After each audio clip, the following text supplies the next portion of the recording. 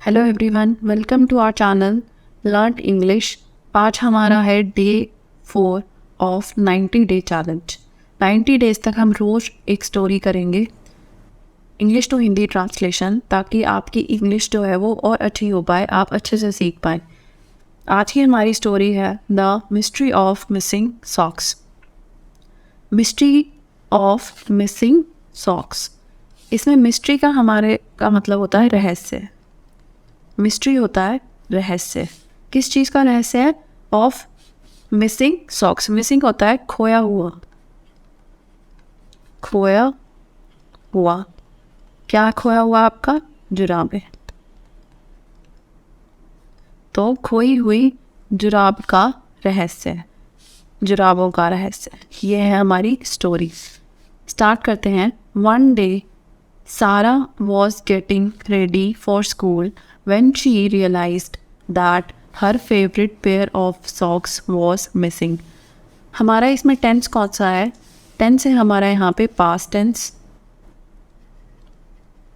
आपका past tense use हो रहा है इस स्टोरी में, मतलब हम भूतकाल की बात कर रहे हैं। ओके, तो अगर हम भूतकाल की बात कर रहे हैं मतलब ये सारी चीज़ें हो चुकी हैं और अब हम उस चीज़ को रिकॉल कर रहे हैं, याद करके बोल रहे हैं, या जो नैरेटर है, जो बोलने वाला है, वो याद करके बोल रहा है। तो एक दिन सारा was getting ready for school.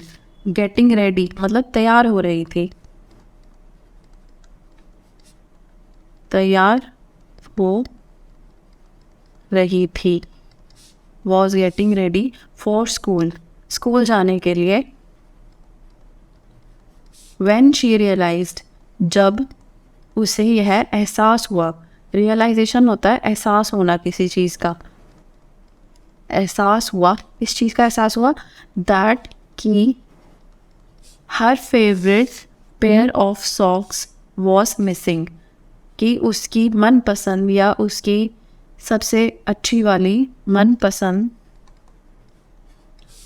Pair of socks. कई चीज़ें जो हमारे दो यूज़ होती हैं एक साथ, उसमें हम पेयर ऑफ बोलते हैं, जैसे pair of scissors, pair of socks. तो उसकी जुराबें जो हैं वो मिसिंग है, मतलब गायब है, उसे मिल नहीं रही। गायब थी, वो होता आपका थी। तो एक दिन सारा जब स्कूल के लिए तैयार हो रही थी तो उसे यह एहसास हुआ, यह पता चला कि उसकी मनपसंद जुराबें जो है वो गायब हो चुकी हैं, मिल नहीं रही हैं। She search her room but they were nowhere to be found.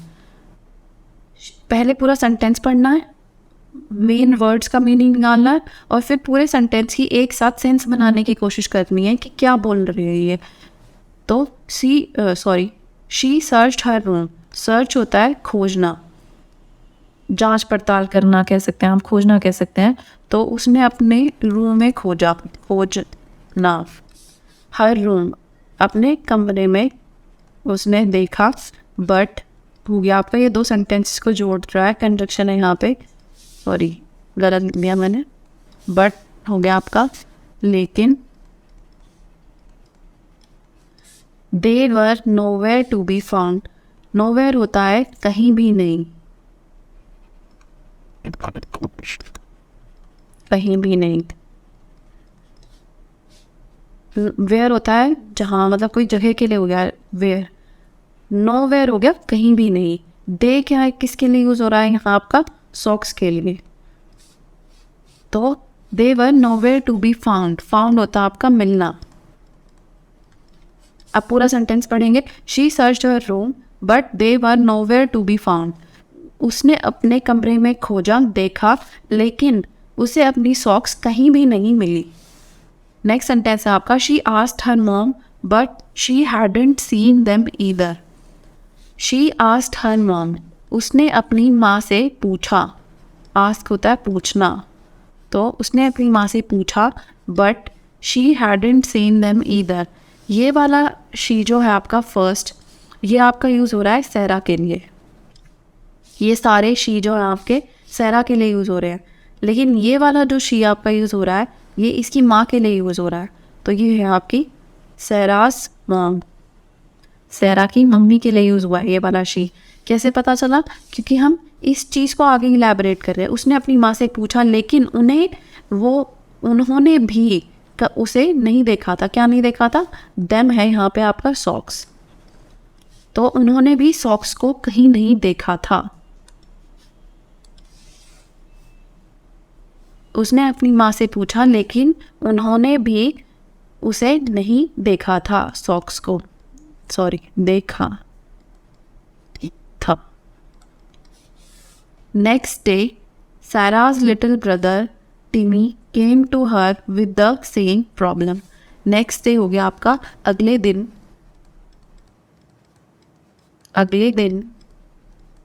Sarah's little brother मतलब सैरा का छोटा भाई। सैरा का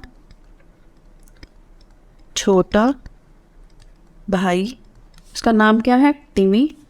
इसलिए यहाँ पे कॉमा की तरह यूज़ हुआ है। जो चीज़ से कई सेंटेंस में आप देखेंगे 2 कॉमास लगा देते हैं किसी वर्ड के आगे पीछे। तो सैरास लिटिल ब्रदर कॉमा टिमी कॉमा। तो इसका मतलब क्या है कि आप इस वर्ड को अगर हटा भी देंगे ना तो आपका सेंटेंस कंप्लीट है। Sara's little brother came to her with the same problem. Sara का छोटा भाई सेम प्रॉब्लम लेके उसके पास आया। लेकिन ये छोटे भाई के बारे में और इलैबोरेट करके और हम बढ़ा के बोल रहे हैं इस कॉमा के बीच में। हमने इसके सैरास लिटिल ब्रदर के जो सब्जेक्ट है हमारा, ये पूरा हमारा सब्जेक्ट है, इसको और डिफाइन करा है इन कॉमा के बीच में। तो सैरा का लिटिल ब्रदर टिमी केम टू हर, उसके पास आया। उसके पास आया with the same problem. Problem होता है आपका कोई भी परेशानी, सेम होता है ऐसी ही सेम चीज़, मतलब वैसी ही चीज़ जो उसके साथ हो रही थी। तो सेम दिक्कत को लेकर, सेम परेशानी को लेकर सैरा का छोटा भाई भी उसके पास आया। He had lost his favourite socks too. He had lost his favourite socks too. उसने भी अपनी मनपसंद जुराबें खो दी थी। Okay, he had lost, lost होता आपका खोना, his favorite socks too.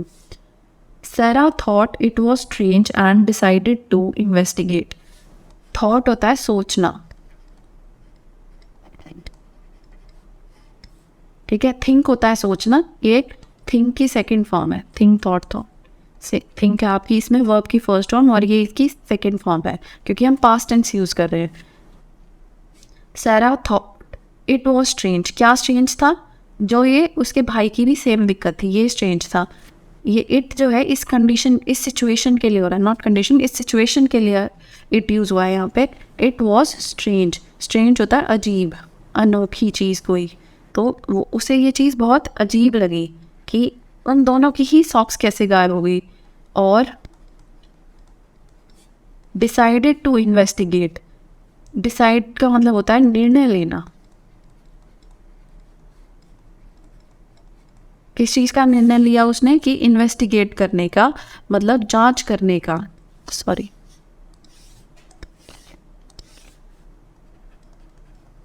उसने जांच करने का निर्णय लिया। तो सैरा को लगा कि ये बहुत ही अजीब चीज़ है। उसने सोचा ये बहुत ही अजीब चीज़ है और उसने जांच करने का और आगे जांच पड़ताल करने का निर्णय लिया। She asked her family if they had seen any socks around the house, but no one had. She asked her family. उसने अपने परिवार वालों से पूछा। उसने अपने परिवार वालों से पूछा। क्या पूछा? If they had seen any socks around the house. अगर उन्होंने या क्या उन्होंने कोई सॉक्स देखी है यहाँ वहाँ घर में पड़ी हुई। If they had seen any socks around the house. Seen होता है आपका देखना, सॉक्स हमने देखा ही था होता है जुराबे, अराउंड होता है यहाँ वहाँ। यहाँ वहाँ, घर पर, हाउस हो गया आपका घर। तो उसने अपने परिवार वालों से पूछा कि क्या उन्होंने देखा है कहीं जुराबों को यहाँ वहाँ, but no one had what seen the socks around the house. ये एक तरह से शॉर्ट में यूज़ किया हुआ है sentence, but no one had, इसको हम चाहते तो कंप्लीट भी लिख सकते थे और अलग सेंटेंस की फॉर्म में, बट ये बोलने में भी आसान रहता है और इससे आपके वर्ड्स भी कम यूज़ होते हैं। बट नो वन हैड, लेकिन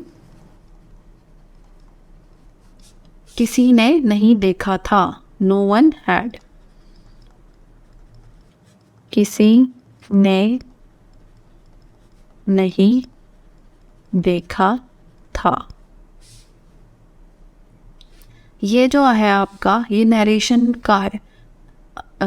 एक तरह से आपको सेंटेंस दिया हुआ था कोई, जैसे अगर मैं इसको बोलती नरेशन में तो ये होता आपका she said to her family, comma inverted comma में आता, have they seen any socks around the house. इस चीज़ को हमने सेंटेंस की फॉर्म में लिख दिया, she asked her family if they had seen any socks around the house. तो आपका नरेशन वाली चीज़ आपको आनी चाहिए इसको देखने के लिए, पर अगर आपको नहीं भी आती तो आप नॉर्मल सेंटेंस पढ़ के भी आई होप आपकी समझ आ रहा होगा। इसीलिए मैंने पहले सेंटेंस का मतलब बताया था आपको, ताकि आपको अगर ढंग से रूल्स नहीं भी याद तो भी आपको पता होना चाहिए कि सेंटेंस का मतलब क्या बन रहा है, क्योंकि इंग्लिश जो है वो लैंग्वेज है। हमें भी हिंदी के सारे रूल्स नहीं पता होते पर हमें बोलनी आती है। ऐसे ही अगर आपको सारे रूल्स नहीं भी पता तो आपकी कम्युनिकेशन पे फिर भी इतना फ़र्क नहीं पड़ना चाहिए उस चीज़ का, लेकिन आपको बेसिक रूल्स पता होने चाहिए स्टिल। सारा then decided to look for clues. Decide होता है आपका निर्णय लेना, निर्णय लेना। इस चीज़ का निर्णय लिया उसने, टू लुक फॉर क्लूज, मतलब वो देखने के लिए, देखेगी, क्या देखेगी, लुक होता है देखना, फॉर क्लूज, क्लूज होता है आपका सुराग, मतलब वो सुरागों की खोज करेगी। उसने ये सोचा या निर्णय लिया कि वो सुराग ढूंढेगी, किस चीज़ के लिए, ताकि उसे ये मिस्ट्री सॉल्व कर पाए। हमारा चैप्टर ही क्या था, मिस्ट्री था, कि मिस्ट्री ऑफ मिसिंग सॉक्स। तो वो ताकि ये रहस्य सुलझा पाए इसके लिए वो सुराग ढूंढेगी, अब क्लूज देखेगी। She searched under the couch, in the laundry basket and even in the dryer. Search होता है खोजना, अंडर होता है नीचे, अंडर का अंडर द काउच, काउच होता है आपका sofa. In the laundry basket, laundry होता है आपका धुलने वाले कपड़े, जो कपड़े हमें धोने होते हैं। तो लॉन्ड्री बास्केट आपकी क्या होती है, वो बास्केट या वो टोकरी जिसमें धुलने वाले कपड़े रखे होते हैं आपके, धुलने वाले कपड़े हों आपके, laundry basket. And even in the dryer, and even in the dryer, और यहाँ तक कि ड्रायर में भी, मतलब जो मशीन जो आपके कपड़े सुखाती है, मशीन जो कपड़े सुखाती है। She searched under the couch, in the laundry basket and even in the dryer. तो उसने सोफे के नीचे देखा, लॉन्ड्री बास्केट में देखा, मतलब कपड़े धुलने वाले जो है टोकरी में भी देखा, और यहाँ तक कि उसने ड्रायर में भी देखा। क्या हुआ फिर आगे, she suddenly she found a clue. Suddenly होता है अचानक या एकदम, सॉरी, अचानक। She found a clue, found होता है फाइंड का सेकंड फॉर्म है, ये मिला, ठीक है, ये आपका फाइंड का सेकंड फॉर्म है। फाइंड का सेकंड फॉर्म होता है आपका फाउंड। अ क्लू, फिर से वो ये क्लू हो गया आपका सुराग। एकदम उसे एक सुराग मिला, अचानक उसे एक क्लू मिला। क्या था clue, a tree of tiny footprints. Tiny होता है छोटा, काफ़ी छोटा, फुटप्रिंट्स होता है आपका पैरों के निशान, पैरों के निशान। ट्रेल। ट्रेल होता है आपका एक तरह से, वैसे तो ट्रेल का मतलब होता है पगडंडी, जैसे कोई रास्ता, लेकिन ट्रेल ऑफ टाइनी फुटप्रिंट्स हो गया आपका पैरों के निशान का, जो आपकी जैसे ऐसे लाइन सी बनी हुई है, मतलब कॉन्टीन्यूसली पैरों के निशान कहीं जा रहे हैं, वो है आपका ट्रेल ऑफ टाइनी फुटप्रिंट्स। तो ट्रेल होता है आपका मतलब एक तरह से पगडंडी बोल लीजिए आप, पगडंडी। तो पगडंडी पैरों की, छोटे पैरों की पगडंडी नहीं है इसका मतलब। वैसे जैसे इस पूरे फ्रेज का आपका मतलब होता है कि ऐसे उसको पदचिन्हों के निशान मिले जो कहीं जा रहे थे। तो ये उसका क्लू था कि उसने देखा कि छोटे छोटे पैरों के निशान छपे हुए हैं फर्श पे और वो कहीं जा रहे हैं, उसे ये नहीं पता था कहाँ। तो सारा फॉलोड द फुटप्रिंट्स, फॉलो होता है पीछा करना, पीछा करना। द फुटप्रिंट्स, फुटप्रिंट्स मतलब उसने पैरों के निशानों का पीछा किया। और they led her to the dogs, they led her to her dog's bed. They क्या, फुटप्रिंट्स, फुटप्रिंट्स के लिए यूज हो रखा है दे। लेड का मतलब होता है कहीं पे लेके जाना, ठीक है, लीड करना। हमने पहले भी देखा था एक क्लास में, लीडर जो आपका वर्ड है वो लीड से ही बना है, और लीड का मतलब होता है कि मतलब लोगों को रास्ता दिखाना, मतलब एक तरह से रास्ता दिखाना हो गया लीड। तो दे लेड हर मतलब वो फुटप्रिंट्स उसे लेकर गए, कहाँ लेकर गए, टू हर डॉग्स बेड, उसके जो डॉग था उसकी बेड के पास लेके गई उसको। There she found a pile of socks, वहाँ पर, देयर मतलब वहाँ पर, वेयर देयर ऐसे। There she found a pile of socks, pile होता आपका ढेर, मतलब उसे बहुत सारी सॉक्स मिली। कहाँ मिली उसे, देयर है आपका डॉग बेड, तो कुत्ते की बेड या कुत्ते के बिस्तर पे, पूरा ही हिंदी में लिख देता है, कुत्ते के बिस्तर में उसे पाइल ऑफ सॉक्स मिले, मतलब जुराबों का ढेर मिला, जुराबों का ढेर, pile of socks, pile of socks हो गया आपका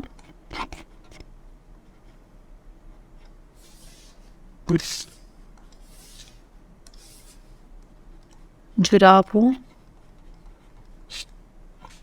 का ढेर मिला उसे, including her missing pair and Timmy's too. Include होता है किसी चीज़ को शामिल करना। अब किस चीज़ में शामिल कर रहे हैं हम, वो पाइल ऑफ सॉक्स में, मतलब वो सॉक्स जो थी उसमें इंक्लूडिंग होता है आपका शामिल करते हुए चलना, या शामिल करना होता है आपका इंक्लूड। तो इन पेयर ऑफ सॉक्स में जो उसे मिली उसमें उसके वाला पेयर भी था जो उसका खो गया था, और उसके छोटे भाई टिमी वाला भी था, including her missing pair and Timmy's too. It turn out that their dog had been stealing and hiding their socks all along. It turned out, यह पता चला, एक तरह से इसको आप ऐसे लिख सकते हैं, यह पता चला कि their dog, उनका कुत्ता, had been stealing and hiding, past perfect continuous tense है आपका, had been stealing and hiding। stealing होता है चुराना, hiding होता है आपका छुपाना। their socks, उनकी जुराबें, all along मतलब हमेशा से, all along